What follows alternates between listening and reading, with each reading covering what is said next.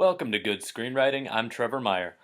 And today I want to talk about a clip that I saw from Mark Hamill, aka Luke Skywalker, about Star Wars The Force Awakens being a missed opportunity because Luke didn't come in earlier and witness the death of Han Solo. So, in this clip, he's talking to a reporter, and the reporter asks him if he's disappointed that he didn't get to do a scene with Han Solo in Star Wars The Force Awakens. Now, just to warn you, this is going to have some spoilers in case you haven't seen The Force Awakens yet, but by now, either you've seen the movie or you don't care. So, let's look at that clip for a second. In fact, when I was reading it, I thought, if Leia's trying to mentally contact me and she's not successful, she'll rush to his aid. She'll get close to him and then get into some dire situation, and that's when I show up for a big yay, save her life. Then we rush to Han and are in the same position that Rey and Finn and Chewie are. Too late to save him, but witnesses. And I say, because it would carry so much emotional resonance into the next film. For us, his wife, his best friend to witness, instead of two characters that have known him, 20 minutes? Well, Chewie.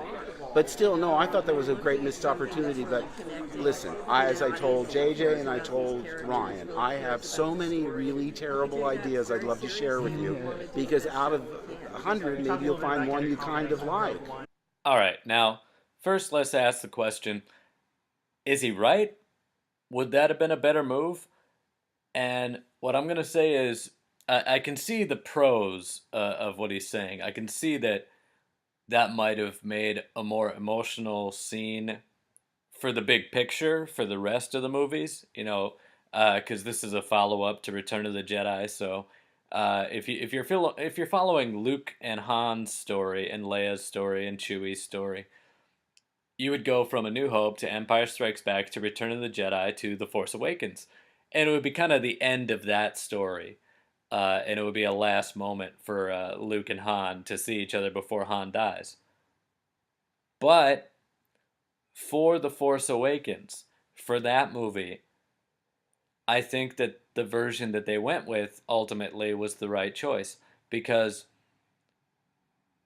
in the series, Luke is very important. But within that film, The Force Awakens, Rey and Finn spend more time with Han Solo than Luke does. So it's this weird thing where if Luke had been around for longer in that movie, then that would probably be the right move. But just within that time frame, movies are sort of like dreams, they have a beginning, middle, and end, and they're kind of self-contained. You sit down in your seat, you watch the movie, and you kind of go into a dream, and then you wake up.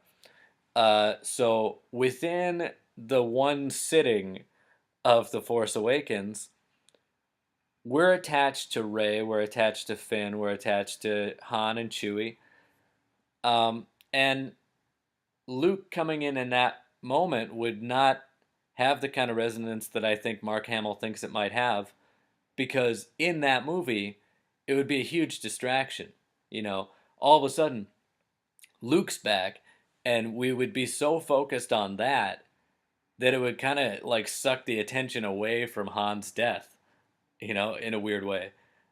You're kind of in a trance when you're watching this movie, and you get to the part where Han dies, and it makes total sense for that movie. All right, so I understand where he was coming from, that it would be like, holy crap, Luke's back. But then what? Like, for the rest of the movie, what happens? Why doesn't Luke fight Kylo Ren, and why doesn't he win? Why doesn't he go see Leia immediately? Like, the entire ending, what they had planned for Episode 8, goes away. Because we know that the whole movie is about the search for Luke Skywalker. So, in a weird way, it would kind of defeat the purpose of searching for Luke Skywalker if he just shows up at the end. Because some people will say that the movie's not really about the search for Luke Skywalker, that they just had a little bit where they mentioned it at the beginning and then paid it off at the end, and there's nothing in between related to that.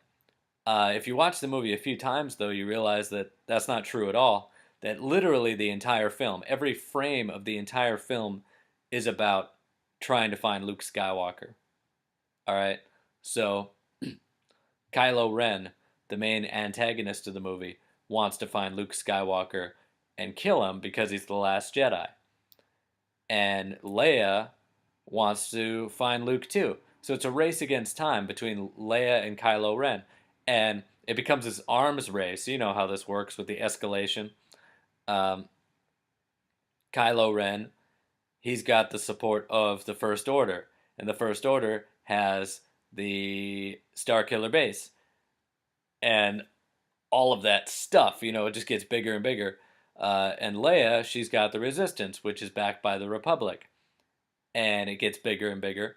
And you got this whole war being fought because two people are fighting over who's going to get to Luke Skywalker first. It's sort of like the Terminator.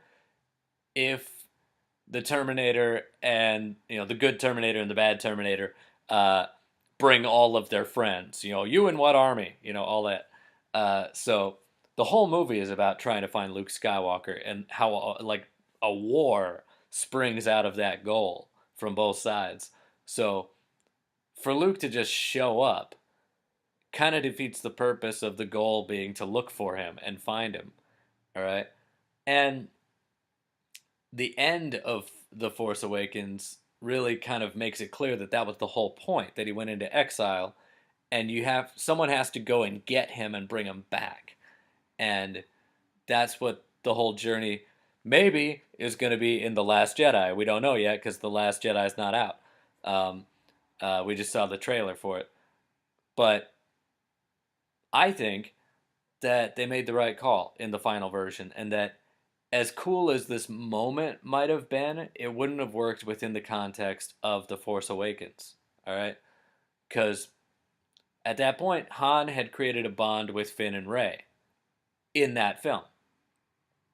And you can't rely on people having seen the other. I mean, look, most of the people who are going to see The Force Awakens probably watch the other Star Wars movies, okay? But like I said, a film is a self-contained dream. You go in, the lights go down, you go into a trance, you have this dream, and then you wake up from it. You can't be thinking about the dream you had last night, or the night before that, or the night before that. It's all got to be within this one little blip, this one little thing. So, what can we learn from this? The one thing I think we can learn from this is that actors will often have very good ideas about their characters. And I've said before that you should write for your actors, that writing for actors is the key to good screenwriting. However, you want to find a right balance, okay? You don't want to take a suggestion that sounds good to them, but is going to harm the overall integrity of the whole picture. All right? So, yes, it would have been emotional for Luke to witness Han's death, but we would almost not have enough time to process it. Like, so many things would be happening all at once that we'd be more confused than anything. And you don't want to be confused at an emotional moment like that. That's why you put all the exposition at the beginning of the movie, so that when it finally gets down to the emotional stuff, you're not saying, well, how does this work? And why are they doing this? And who's that guy? You want all those questions answered so that you're just in the moment and appreciating the emotion of the scene. So if people are asking a lot of questions about, well, where did Luke come from? Or the people who didn't see the old ones and they're coming to this movie for the first time as new Star Wars fans, they're going to be like, who's that guy? This is Luke Skywalker? Where'd he come from? And if people are confused and they're asking all those questions, they're not going to be in the moment when Han dies. So, as cool as this might have been, I think they made the right call. All right? And you may disagree with me. Mark Hamill does. Mark Hamill thinks that I'm wrong. But J.J. Abrams thinks I'm right. So, hey, sound off in the comments below. I'd like to hear what you think about this. Do you think they made the right call? If not, what would you have done? Or is there a third way? Is there a way that both of them could have got what they wanted and it would have worked? All right? Leave your ideas in the comments section below. This is Good Screenwriting, and I'm Trevor Meyer. See you next time.